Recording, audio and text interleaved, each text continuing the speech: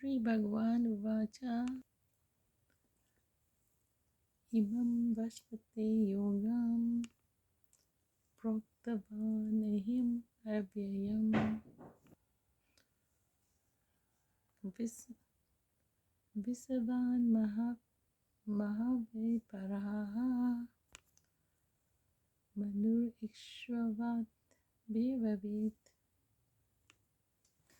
Synonyms. Shri Bhagavan Uvacha, the Supreme Personality of Godhead, said, Imam this, Vishpate, unto the Sun God, Yogam, the science of one's relationship to the Supreme, Praktavan, instructed, Aham, I, Avyayam, imperishable, Vishvan, the Sun God's name, Manav, unto the Father of mankind, of the name of Vishavarta, Praha told, Manu, Father of mankind, Ishvaka, unto King Ishvaku. Amrit said. Translation. The personality of Godhead, Lord Krishna, Sri Krishna said, I instructed this imperishable science of yoga to the sun god Vishvan, and Vishvan instructed to Manu, the father of mankind, and Manu in turn instructed it to Ishvaku. Purport. Therein we find the history of the Bhagavad Gita traced from the remote time when it was delivered to the royal order of all planets, beginning from the sun planet. The kings of all planets are specially meant for the protection of inhabitants, and therefore the royal order should understand the science of Bhagavad Gita in order to be able to rule citizens and protect them from material bondage of lust.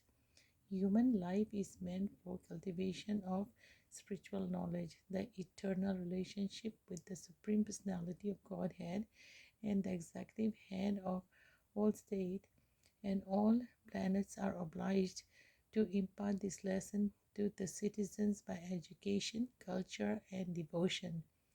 In other words, the executive head of all states are intended to spread the science of Krishna consciousness so that the people may take advantage of this great science and pursue the successful path, utilizing the eternity of human form of life.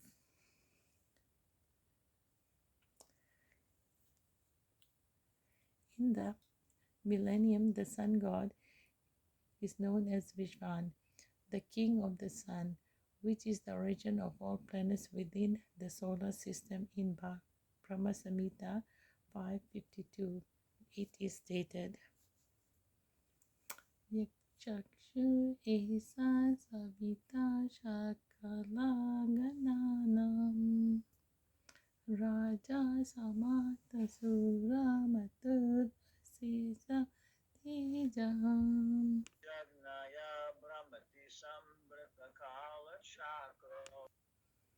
Govinda Adi Purusham Tam Aham Bhajami.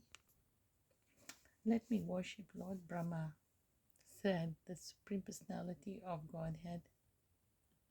Govinda, Krishna, who is the original person and under whose order the sun, which is the king of all planets, is assuming immense power and heat.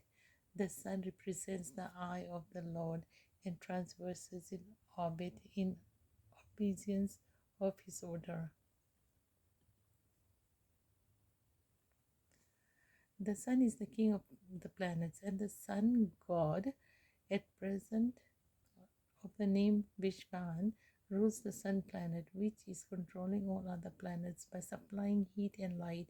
He is rotating under the order of Krishna, and Lord Krishna originally made Vishvan the first disciple to understand the science of Bhagavad Gita.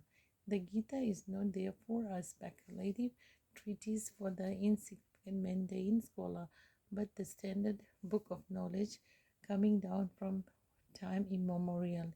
In the Mahabharata, Santi Parva 348.51252, we can trace out the history of Gita as follows.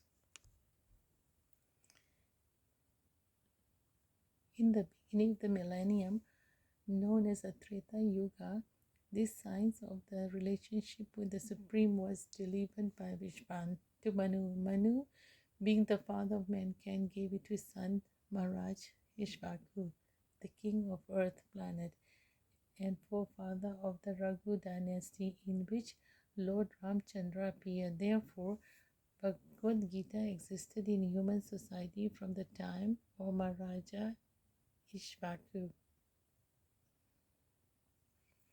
At the present moment, we have just passed through 5,000 years of the Kali Yuga, which lasts 432,000 years.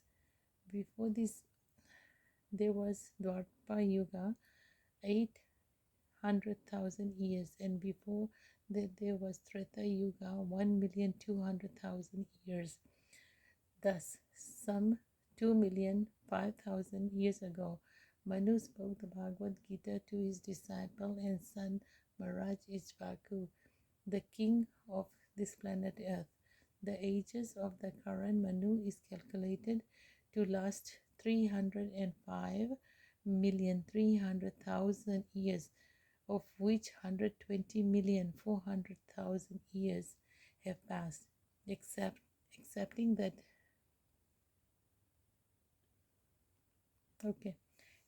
that before the birth of Manu, the Gita was spoken by Lord to his disciple, the sun god Vishwan.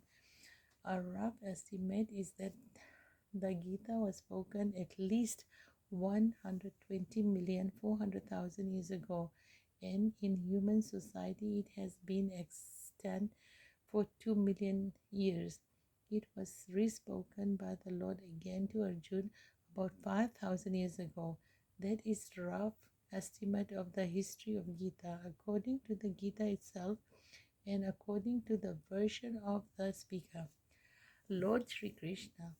It was spoken to sun god Vishwan because he is also a Kshatriya and is the father of all Kshatriyas who are descended of the sun god or the Surya Vamsa Kshatriya. Because Bhagavad Gita is as good as the Vedas, being spoken by the Supreme Personality of Godhead, his knowledge is approachaya, superhuman. Since the Vedic instructions are accepted as they are without human interpretation, the Gita must therefore be accepted without mundane interpretation. Mundane wranglers may speculate on the Gita in their own ways, but that is not Bhagavad Gita as it is. Therefore, Bhagavad Gita has to be accepted as it is from the disciplinic succession, and it is described therein that the Lord spoke it to sun god, and sun god spoke it to son Manu, and Manu spoke it to Ishvaku. Hare Krishna.